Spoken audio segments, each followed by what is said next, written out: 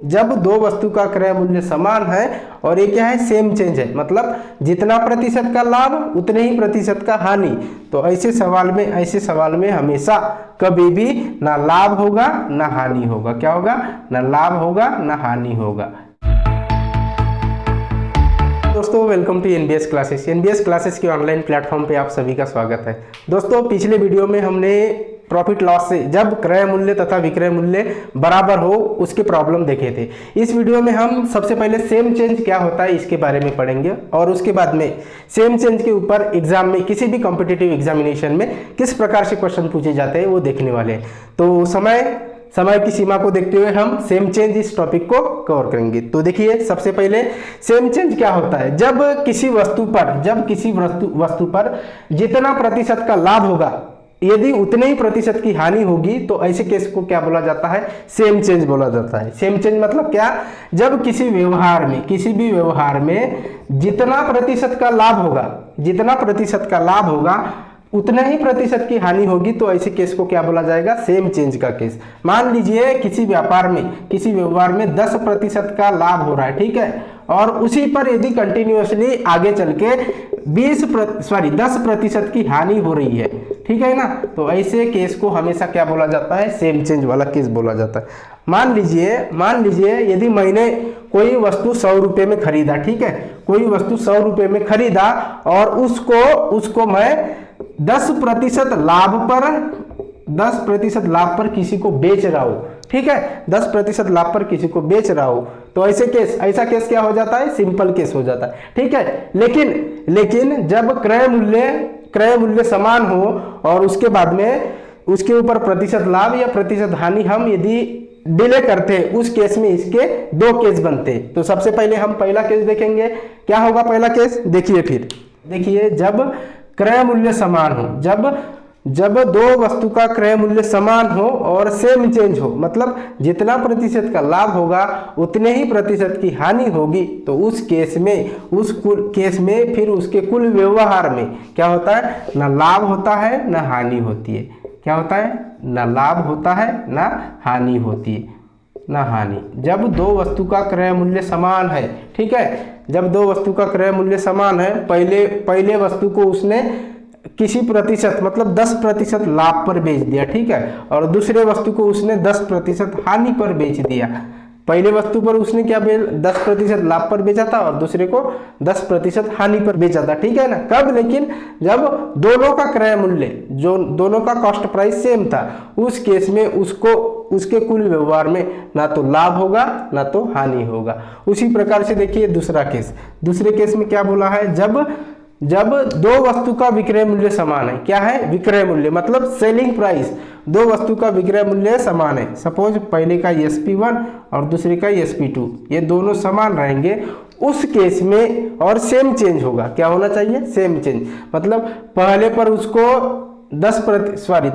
उसको सपोज पकड़ लीजिए 20% की हानि हुई और दूसरे पर 20% का लाभ हो गया, ठीक है, तो ऐसे केस में हमेशा क्या होता है, हानि होता है। क्या होता है? हानि होता है। मैं फिर से रिपीट कर रहा हूं, जब दो वस्तु का विक्रय मूल्य समान हो और सेम चेंज हो, और क्या हो, सेम चेंज हो, मतलब पहले वस्तु पर उसको जितना हानि होगा उतना ही हानि यदि दूसरे वस्तु के विक्रय मूल्य पर होगा तो उस कुल व्यवहार में उसको हानि हो जाएगा। क्या हो जाएगा? हानि हो जाएगा। और प्रतिशत हानि के लिए आप कैसा निकालोगे? फिर प्रतिशत हानि ऐसे एग्जांपल में कैसा निकालोगे, जितना चेंज हो रहा है मतलब सेम चेंज, ठीक है, और डिवाइड में 100, ये सेम चेंज का क्या कर लोगे, स्क्वायर कर लोगे।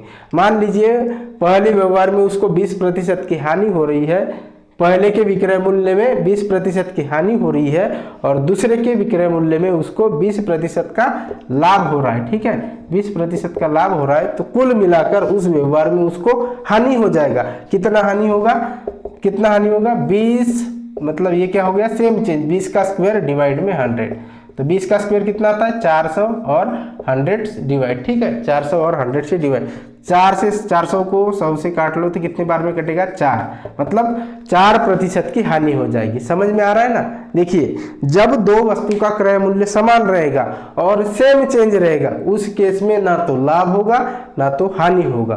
और जब दो वस्तु का विक्रय मूल्य समान हो और सेम चेंज हो, क्या हो, सेम चेंज हो, विक्रय मूल्य समान हो, मतलब पहले वस्तु का विक्रय मूल्य 10,000 है, दूसरे वस्तु का विक्रय मूल्य 10,000 है, और क्या है, सेम चेंज है, पहले पर उसका 10% का लाभ, दूसरे पर 10% की हानि। तो ऐसे केस में उसको, जब विक्रय मूल्य समान रहेगा, ऐसे केस में हमेशा हानि होगी। और प्रतिशत हानि के लिए आप क्या करोगे, प्रतिशत हानि के लिए सेम चेंज का स्क्वायर और डिवाइड में 100। देखिए, अभी हम कुछ प्रॉब्लम देखेंगे, उससे और अच्छे तरीके से आपको ये सेम चेंज वाला टॉपिक समझ में आएगा।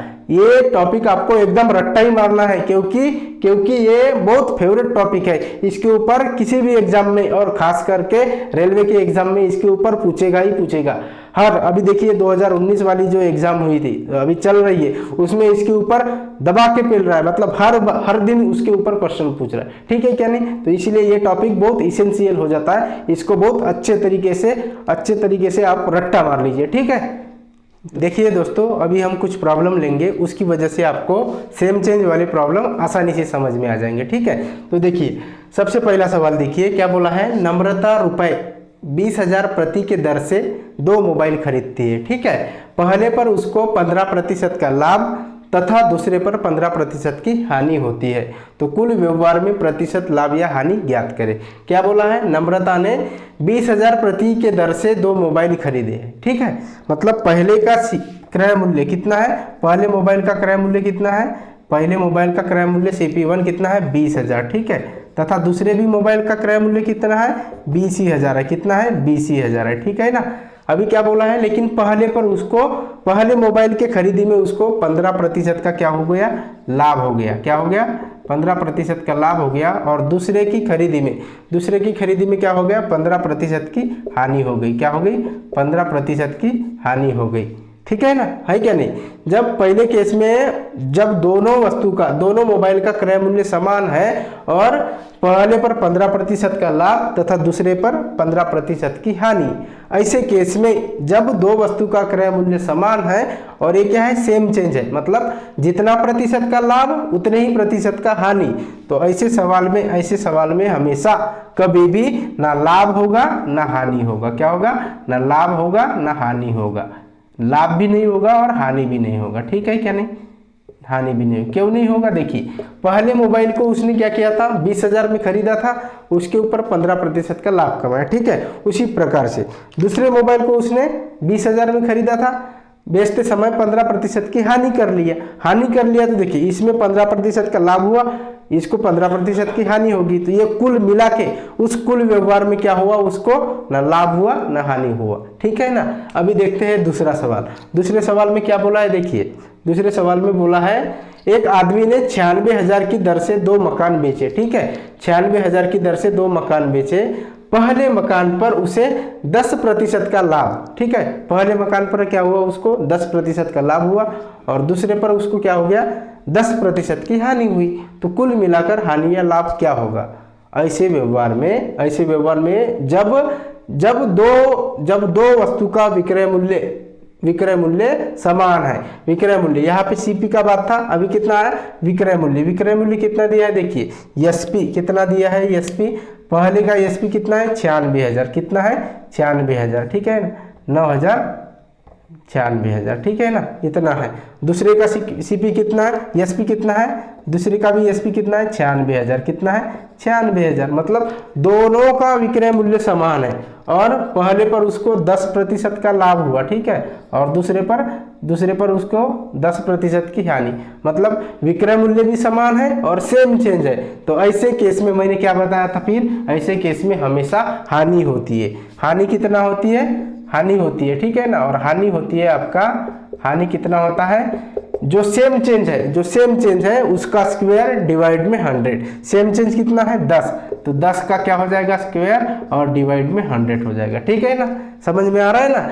जब दो वस्तु का विक्रय मूल्य समान है और सेम चेंज है, सेम चेंज मतलब जितना प्रतिशत का लाभ उतने ही प्रतिशत की हानि, तो ऐसे कुल व्यवहार में उसको हानि होगी।